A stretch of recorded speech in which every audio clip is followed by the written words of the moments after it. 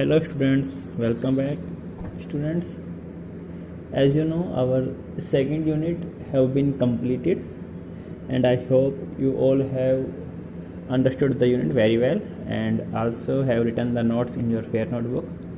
Students, today we are going to start the next unit, that is unit number 3, public, private and global enterprises. Public sector, private sector and global enterprises. Students, आप लोग जानते हैं कि किसी भी देश की जो इकोनॉमीज़ होती हैं, जनरली जो इकोनॉमीज़ होती हैं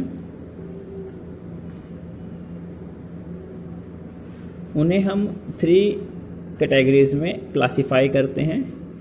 यूजुअली जो भी इकोनॉमीज़ होती हैं अलग अलग देशों की, उन्हें हम 3 कैटेगरीज में डिवाइड करते हैं। That is capitalistic economy,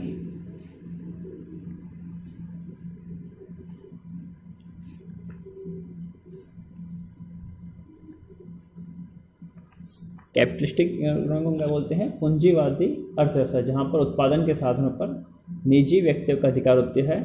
government जो है बिजनेस से अपने आप को पूरे तरीके से अलग रखती है। Second one is socialist economy,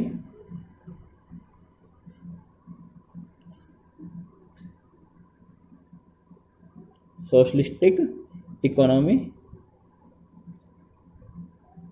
जिसे हम बोलते हैं समाजवादी अर्थव्यवस्था, जहाँ पर उत्पादन और निर्माण के साधनों पर, उद्योग धंधों पर केवल और केवल सरकार का ही अधिकार होता है। निजी व्यक्तियों को व्यापार करने की या उद्योग धंधे लगाने की अनुमति नहीं होती है। बहुत सीमित क्षेत्र में ही निजी व्यक्ति जो होते हैं वो उद्योग धंधे लगा सकते हैं। उत्पादन के सभी संसाधनों पर, देश के सभी संसाधनों पर सरकार का ही हक होता है। निजी व्यक्तियों को संपत्तियों का या व्यापार का स्वामित्व नहीं दिया जाता। और थर्ड होता है मिक्स्ड इकोनॉमी।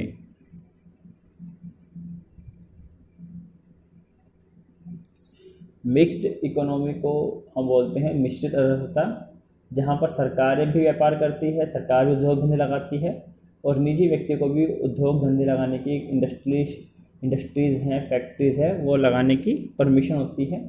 तो यूजुअली जो हमारी कंट्री है, यानी कि हमारा देश भारत जो फॉलो करता है, उस किसको फॉलो करता है? मिक्स्ड इकोनॉमिक सिस्टम को। किसको फॉलो करता है? मिक्स्ड इकोनॉमिक सिस्टम को। तो यूजुअली जो इंडियन इकोनॉमी है उसे हम 2 पार्ट्स में क्लासिफाई करते हैं। इंडियन इकोनॉमी को हम क्लासिफाई करते हैं 2 पार्ट्स में, दैट इज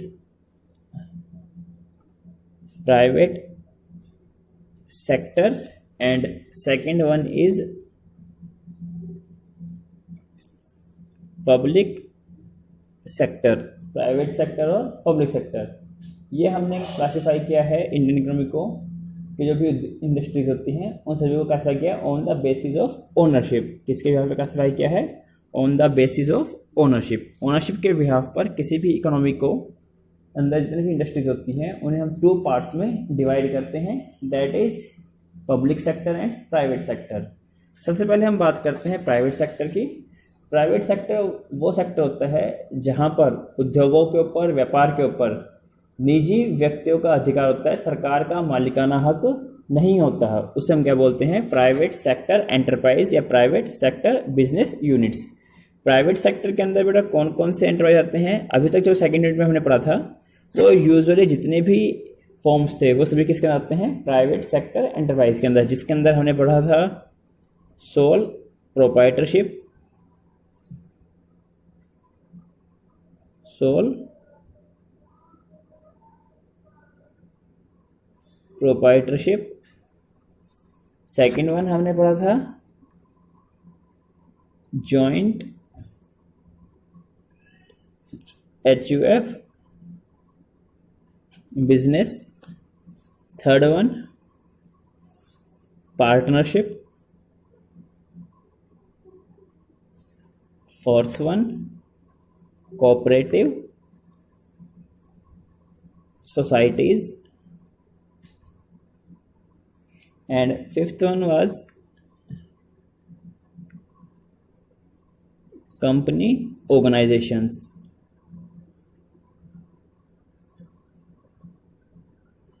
कंपनी ऑर्गेनाइजेशन को हमने पब्लिक कंपनी और प्राइवेट कंपनी में क्लासिफाई किया था। तो ये सभी क्या है बेटा, फॉर्म्स ऑफ प्राइवेट सेक्टर, जिसमें निजी व्यक्तियों को, निजी फर्म्स को या व्यक्तिगत फर्म्स को हम बेसिकली इन 5 फॉर्म्स में डिवाइड करते हैं, जिसे हम sole proprietorship, partnership, joint HUF, corporate society and company हैं। इन सभी के बारे में बेटा हमने डिटेल से पढ़ा है सेकेंड यूनिट के अंदर। सेकंड जो आता है इसके अंदर, that is public sector. Public sector enterprise क्या होते हैं, those enterprises which are completely और मेजरली, कंप्लीटली और मेजरली, मेजरली मतलब क्या होता है कि कंपनी की टोटल ओनरशिप में मिनिमम 51% जो शेयर होल्डिंग है वो किसके हाथ में होती है, गवर्नमेंट के हाथ में। तो these refers to those enterprises which are completely और minimum 51% of their shareholding lies within the hand of government. Public sector includes all those enterprises which are managed and owned by the government, whether it is central government or whether it is state government, और हम कह सकते हैं collectively both, partially और completely। क्या बोलते हैं उसको हम, पब्लिक सेक्टर एंटरप्राइजेज। ऐसे उद्योग धंधे जिनके ऊपर पूरा का पूरा या पूरे के ना होके कुछ अधिकतम हिस्सा जो होता है उसके ऊपर सरकार का मालिकाना हक होता है, और जिनको सरकारों के द्वारा खुद या फिर सरकार के द्वारा जो भी नामित डायरेक्टर होते हैं उनके द्वारा इन कंपनियों को चलाया जाता है। क्या बोलते हैं उनको हम, पब्लिक सेक्टर एंटरप्राइजेज। बेटा पब्लिक सेक्टर जो एंटरप्राइज होते हैं उसको हम बेसिकली 3 फॉर्म्स के अंदर डिवाइड करते हैं, that is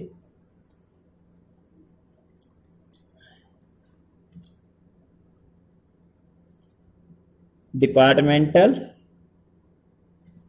undertaking,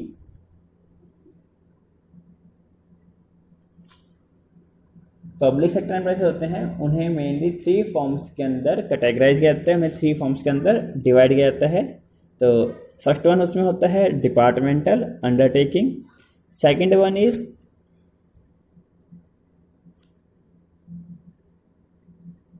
statutory corporations,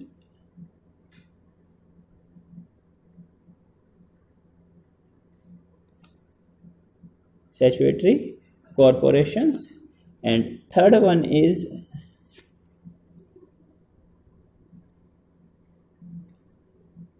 government company. Public sector enterprises जो होते हैं उन्हें मेजरली 3 कैटेगरीज में डिवाइड किया जाता है, that is departmental undertaking, statutory corporations and government company. Students सबसे पहले हम डिस्कस करते हैं डिपार्टमेंटल अंडरटेकिंग क्या होते हैं। डिपार्टमेंटल अंडरटेकिंग क्या होता है बेटा, कि ये जो अंडरटेकिंग होते हैं, ये जो फॉर्म होता है बिजनेस का, ये गवर्नमेंट सेक्टर का सबसे पुराना और सबसे ट्रेडिशनल फॉर्म कह सकते हैं, कि जिसमें क्या होता है कि it refers to that business enterprise which is completely कि जिसके ऊपर पूरा का पूरा जो मालिकाना हक होता है वो सरकार का ही होता है, इसमें निजी व्यक्तियों का कोई हिस्सा नहीं होता। These refers to those business enterprises which are completely owned and managed by the government, whether it is state government, whether it is central government. Public sector enterprises में जो डिपार्टमेंट अंडरटेकिंग्स होते हैं, departmental undertakings are managed through a special ministry of government. Department undertakings जो होते हैं उन्हें सरकार के ही एक विशेष मंत्रालय के द्वारा चलाया जाता है, जिनकी इसकी कमान जो होती है किसी विशेष मंत्रालय के पास होती है, और उसका जो हेड होता है वो उस मंत्रालय का जो मंत्री होता है, मिनिस्टर होता है, उनके डायरेक्शन में, उनके दिशा निर्देशों के हिसाब से इनको चलाया जाता है। जैसे हम कहते हैं Indian railway which is owned and run by the ministry of railway. तो इसी प्रकार से हम कहते हैं पोस्टल डिपार्टमेंट है वो इंडियन टेलीग्राफ, या फिर हम कहते हैं पोस्टल एंड टेलीकॉम डिपार्टमेंट, भारतीय डाक सेवा जो है which is run and regulated by ministry of information and broadcasting. तो उससे हम क्या बोलते हैं, departmental undertaking those business enterprises which are completely owned and managed by the government. These are regulated these are control through the concerned ministry, जो किसी special ministry of government, जो सरकार के एक विशेष मंत्रालय के द्वारा जिनको चलाया जाता है। क्या बोलते हैं इसको हम? Departmental undertaking. Second one is statutory corporations. Statutory corporations क्या होते हैं बेटा?